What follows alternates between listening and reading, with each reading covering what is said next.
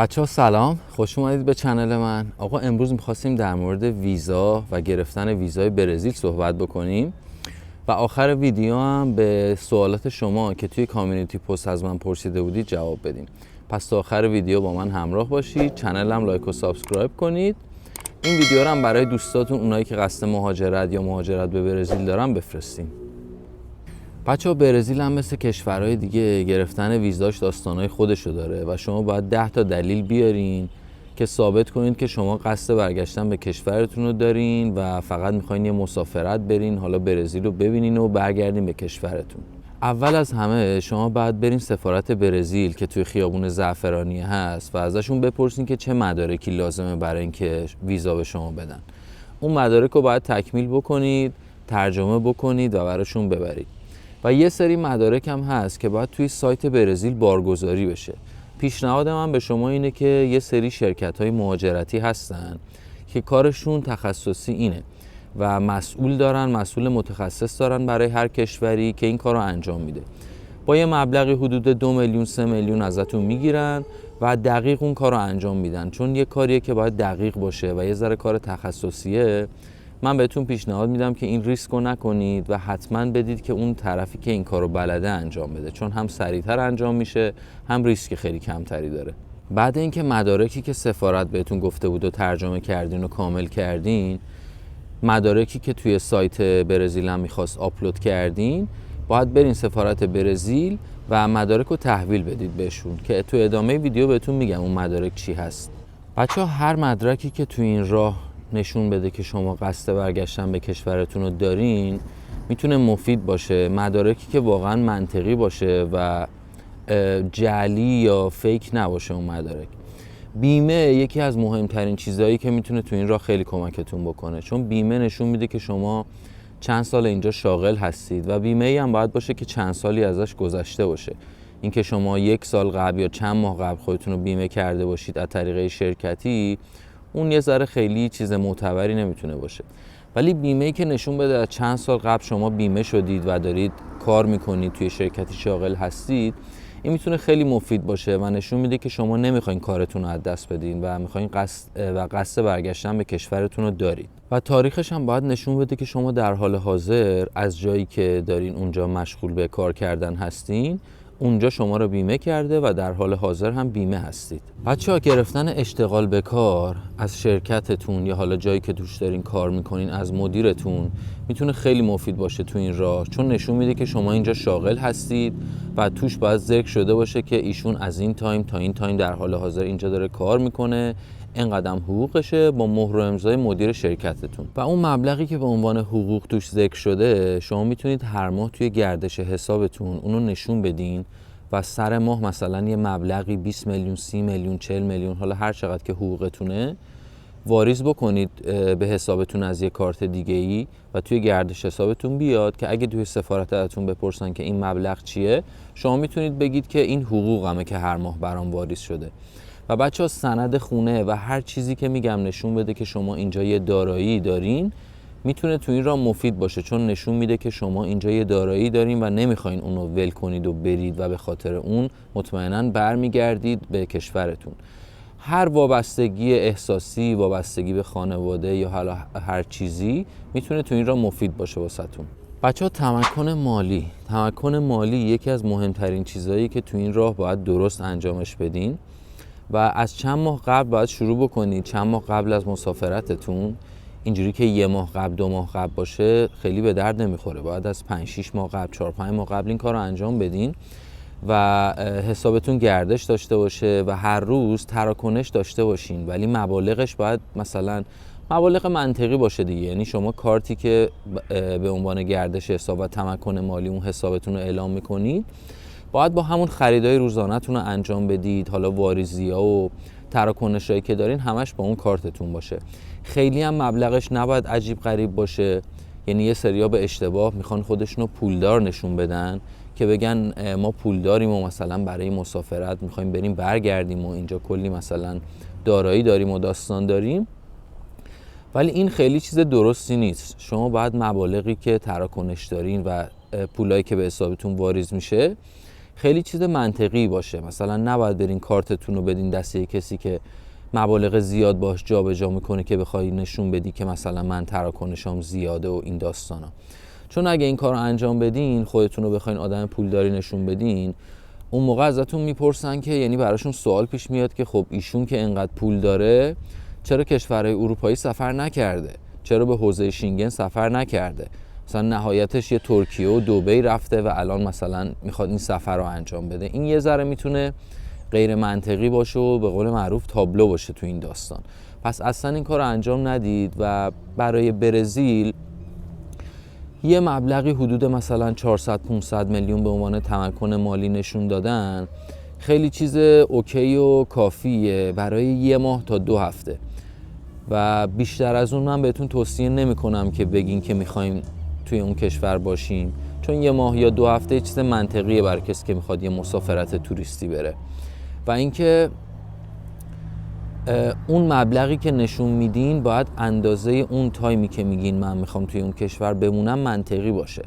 یعنی شما وقتی میگین من 1 ماه میخوام بمونم، 2 هفته میخوام بمونم توی اون کشور، نباید بیاین گردش حساب 1 میلیارد 2 میلیاردی بهشون نشون بدین. یه ذره باید همه چیز با هم جور باشه و همه چی منطقی باشه. و مهمتر از همه چیز گفتم بهتون اینه که از چند ماه قبل این داستان باشه و سعی کنید اون کارتی که اون حسابی که بهشون ارائه میدین یه حسابی باشه که تایم زیادی ازش گذشته باشه و باش کار کرده باشین. اینجوری نباشه که از چند ماه قبل مسافرتتون اون حسابو باز کرده باشین یا گردش حسابی که دارین از مثلا 1-2 ماه قبل شروع شده باشه، چون این نشون میده که شما برای اون مسافرت رفتین اون حسابو باز کردین و شروع کردین دارین اون گردش رو انجام میدین. حتما حواستون به این داستان باشه، چون اگه همچین چیزی رو ببینن ریجکتتون میکنن. بچه‌ها تا روزی که ویزاتون میاد نباید به اون حسابی که دادین، به اون موجودی که توی حساب هست خیلی دست بزنید. فقط میتونید تراکنش داشته باشید، حالا مبالغ کم مثلا، جوری که از اون موجودی که دادین خیلی کم نشه و مبالغ زیادم بذارید سر ماه جابجا بشه که بتونید بگید که این حقوقم بوده که واریز شده برام. مثلا تمکن مالی هم از مدیر شعبه اون بانک میتونید بگیرید و حتما روزی که میرید برای گرفتن تمکن مالی مدیر باید اونجا باشه که براتون امضا بکنه و مهر بزنه. حواستون هم باشه که گردش حساب بهتون ندن جای تمکن. یه سریا به اشتباه گردش حساب میدن. ترجیحاً هر دوتاشو بگیرید ببرید، ولی تمکن اونو ازتون میگیرن. بچه‌ها دعوتنامه تو این راه میتونه خیلی موثر باشه و اگه آشنایی یا فامیلی یا کسی دارید که بتونید ازش دعوتنامه بگیرید، تو این راه میتونه واسهتون خیلی کمک بزرگی باشه و پروسه ویزا گرفتنتون رو سریعتر واسهتون انجام بده. بچه‌ها اصلا دنبال گرفتن دعوتنامه پولی یا جعلی و فیک و این داستانا نباشین، چون کسی که مطمئناً با پول به شما دعوتنامه میده اون قبل شما به 10 نفر دیگه هم دعوتنامه رو داده و یه جورایی اسمش امکان داره توی لیست باشه و یه چیزیه که سریع میتونه تابلو باشه و اگه این داستان رو بفهمن و ریجکت بشین، این توی پروندهتون ثبت میشه و دفعه بعد که بخواین دوباره اقدام بکنید توی پروندهتون هست و امکان داره که دوباره ریجکتتون کنن. و به حرف این وکیلای مهاجرتی فیک هم خیلی گوش نکنید، چون وکیل مهاجرتی فیک زیاده. بهتون میگن که ما براتون با پول دعوتنامه میگیریم یا با پول این کار رو انجام میدیم، دعوتنامه رو جعل میکنیم، مدارک تقلبی واسهتون جور میکنیم، مدارک سازی میکنیم واسهتون. یه سری از اینا فقط دنبال اینن که جیب خودشونو پر کنن و واسهشون خیلی فرقی نمیکنه که شما ویزا بشین یا ریجکت بشین. پس حواستون خیلی به این داستان باشه و سعی کنید که همه چی رو منطقی و قانونی انجام بدین، چون میگم توی پروندهتون اگه ثبت بشه بعداً واسهتون داستان میشه. و بچه‌ها گرفتن ویزای برزیل هم خیلی چیز عجیب غریب و دست نیافتنی نیست مثل یه سری از کشورها. یه چیزی که شما اگه مراحل قانونیشو انجام بدین راحت میتونید ویزا بشین اگه همه چی رو منطقی و درست جور کرده باشین. و کشوریه که سفارتش اوکیه، آدماش برخوردشون اوکیه، میتونید راحت برید کارتون رو انجام بدید. مثل کشورهای دیگه نیست که برای وقت سفارت گرفتن باید توی نوبت باشید، توی سایت ثبت نام کنید و دنگ و فنگای خاصی داشته باشه. هر وقت که بخواید میتونید برید کارتون رو پیگیری کنید، تماس بگیرید و خیلی اوکی باهاتون برخورد میکنن. بچه‌ها چنل رو حتما سابسکرایب کنید، ویدیو رو لایک کنید. بچه‌ها لایک کردن ویدیو باعث میشه که یوتیوب بیشتر ویدیو منو پیشنهاد بده به آدمای مختلف و ویو بیشتری بگیرم و یه انرژی و یه قوت قلبی به من میده. پس حتما تو این راه کمکم کنید، چون واقعا یه ثانیه بیشتر وقتتون رو نمیگیره سابسکرایب کردن یا لایک کردن ویدیو. پس کمکم کنید واقعا. مرسی. این ویدیو رو هم تا آخر ببینید، برای دوستاتون بفرستید حتما، کسایی که قصد مهاجرت دارن، حالا به هر کشوری یا برزیل، چون میتونه خیلی کمکشون بکنه و تو این راه مفید باشه واسه شون. چون دارم دقیق همه چی رو بهتون میگم که مو به مو چه کاری باید انجام بدید. بچه‌ها وقتی مدارکتون تکمیل شد، ترجمه کردین، مدارک سایت هم آپلود کردین، باید برین سفارت و مدارکتون رو تحویل بدید بهشون. خیلی خونسرد و ریلکس باشین، مدارکتون هم مرتب و دقیق توی پوشه بذارین که اونجا هر کدومی که خواستن دیگه هول نشین، گیج نشین که کدوم مدارک کجاست. مدارک رو در بیارید بهشون بدید و بعدش یه مصاحبه کوتاهی هم اون مسئولی که اونجاست باهاتون انجام میده در مورد مسافرتتون. مسئول سفارت ازتون یه سری سوال میپرسه که ببینه قصد مسافرتتون چیه. بچه‌ها خیلی ریلکس و خونسرد باشین و درست دونه دونه به سوالا جواب بدین با فکر و جواب اضافی هم اصلا ندین. یعنی فقط جواب اون سوالی که ازتون میپرسه رو بدید و داستان بی خودی واسش تعریف نکنید. امکان داره توی این سوالا بخوان یه مقدار عصبیتون بکنن که بخوان ریاکشن شما رو ببینن چیه. با خونسردی پس جوابشون رو بدین و خیلی ریلکس باشین و اصلا عجله نکنید. بگین قصدتون سفر توریستی هست و میخواین 1 ماه تا 2 هفته توی اون کشور بمونید، از اون کشور دیدن بکنید.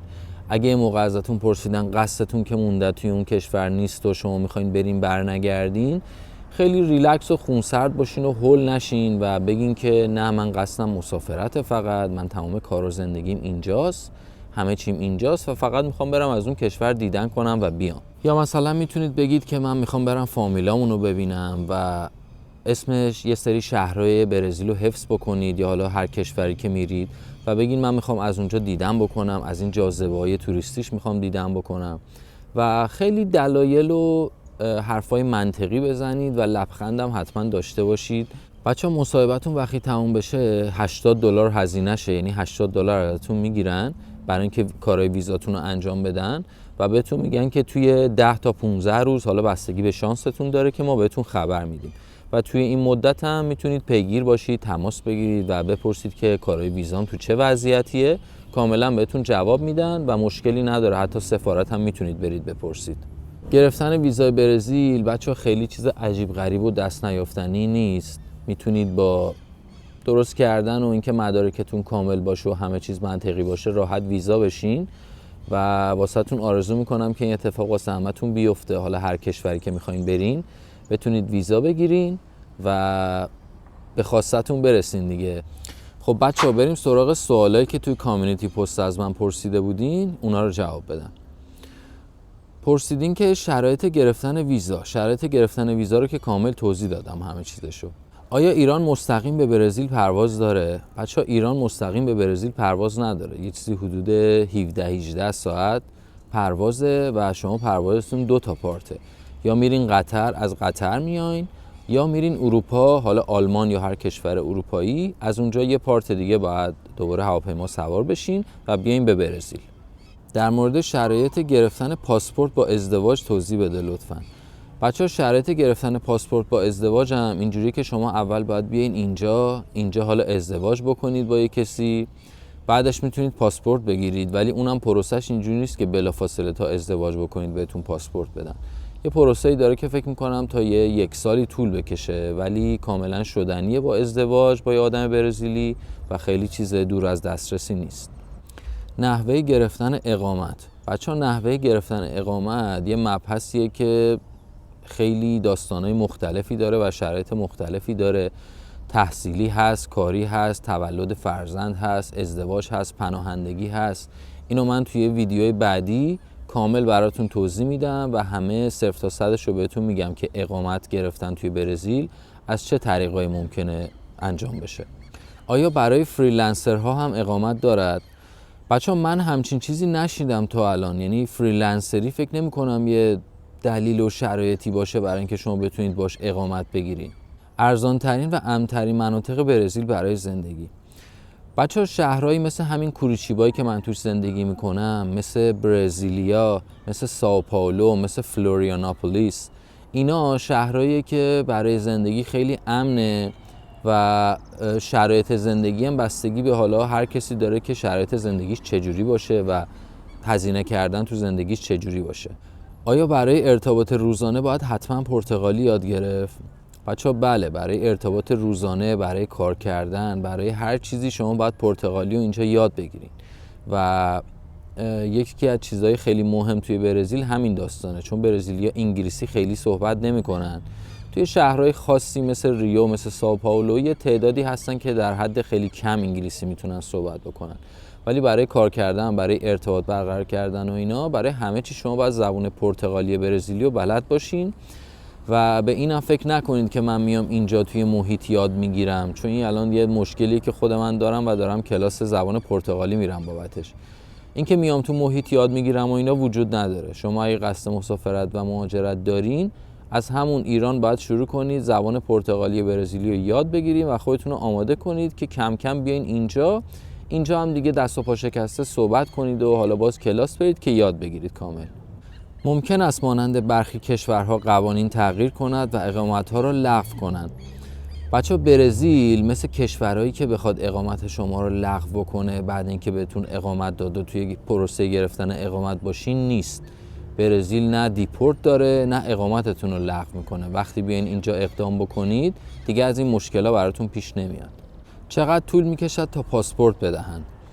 بچه‌ها بستگی داره شما از چه طریقی اقدام کرده باشین برای گرفتن پاسپورت. هر شرایطی یه جوره گرفتن پاسپورتش، ولی معمولاً بین 3 سال تا 5 سال شما میتونید پاسپورتتون رو بگیرین و فکر نمی کنم بیشتر از این طول بکشه. 5 سال بیشترین حالتشه، 3-4 سال یه چیزیه که منطقیه و بیشتر توی همون 3-4 ساله. اول خودمون اقدام کنیم برای ویزا یا با تور بیایم؟ هزینه‌اش چقدره؟ بچه‌ها اگه با تور اقدام بکنید خب مطمئنا تور ازتون یه وثیقه سنگینی میگیره که شما بدونه که به خاطرش برمیگردید به کشورتون. و اگه آدمی هستید که حالا شرایط مالی خوبی دارین میتونید وثیقه بذارید و اصلا براتون مهم نباشه که اون وثیقه چی میشه، چون اون وثیقه رو برمیدارن دیگه وقتی که شما بین اینجا برنگردین. ولی اگه بخواید خودتون اقدام بکنید، میگم پروسش خیلی عجیب غریب و نشدنی نیست که بخواید به خاطرش مثلا برید به تور پول بدید. هزینه تورها هم مختلفه دیگه، بستگی داره که شرایط توریتون چجوری باشه، ولی فکر میکنم دور و بر 300-400 میلیون 400-500 میلیون اینا باشه. هزینه‌اش جدا از وثیقه‌ای که ازتون میگیرن. حداقل پول واسه گرفتن یه اقامت 2 ساله چقدر لازمه؟ بچه‌ها اینجا اقامت گرفتن اینجوری نیست که پولی باشه. حالا مثلا شما با خرید ملک $250,000 خرید ملک میتونید راحت اقامت بگیرین، میتونید خونه بگیرید، میتونید مزرعه بگیرید یا حالا هر چیزی. ولی اینجوری که اقامت 2 ساله 3 ساله پولی داشته باشه اینجوری نیست. اقامت‌های اونجوری فقط تحصیلیه که شما درس میخونید، اقامت مثلا 2 ساله بهتون میدن، اگه بتونید کار پیدا کنید دوباره تمدیدش میکنید که اونم یه داستانی داره که مفصله تو ویدیوی بعدی حتما براتون توضیح میدم. ولی اقامت 2 ساله 3 ساله و پولی و این داستانا نداره. اقامت ها گفتم یا تولد فرزنده یا تحصیلیه یا کاریه یا پناهندگیه. لطفاً راجع به خونه گرفتن برای 6 ماه در برزیل توضیح بده و اینکه هزینه زندگی در شهر ریو برای 2 نفر چقدره. بچه خونه گرفتن توی هر شهری شرایط متفاوتی داره. اینجایی که من هستم قیمت خونه نسبت به شهری مثلا سائو پائولو خیلی کمتره. اینجا شما با 2500 ریال اگه یه نفر باشین میتونید یه خونه حالا کوچیک نرمال اجاره بکنید و خورد و خوراک و هزینه‌های زندگیتون هم بگذره. حالا خودتون حساب کنید برای 6 ماه ببینید چقدر میشه برای 2 نفر. ولی توی شهرهایی مثل سائو پائولو این هزینه بیشتره. یعنی شما برای گرفتن خونه، اجاره خونه و هزینه‌های حالا روزانه‌تون برای 1 ماه فکر میکنم دور و بر تا 4000 ریال، یعنی حدود 50 میلیون هزینه‌تون میشه. ولی توی شهرهای دیگه اینجوری نیست. توی شهر ریو هم خیلی قیمت‌ها بالا نیست نسبت به سائو پائولو. تقریبا مثل همین شهری که من زندگی میکنم دور و بر مثلا هزینه اجاره خونه دور و بر همون 2000 ریال در ماه اینا تقریبا حساب کنید و خورد و خوراک هم دور و بر مثلا 1000 ریال 1000 خورده ریال برای 2 نفر. بچه‌ها یادتون نره چنل رو حتما لایک و سابسکرایب کنید، اون زنگوله رو هم بزنید که ویدیوهایی که من میذارم براتون بیاد. مرسی، خداحافظ.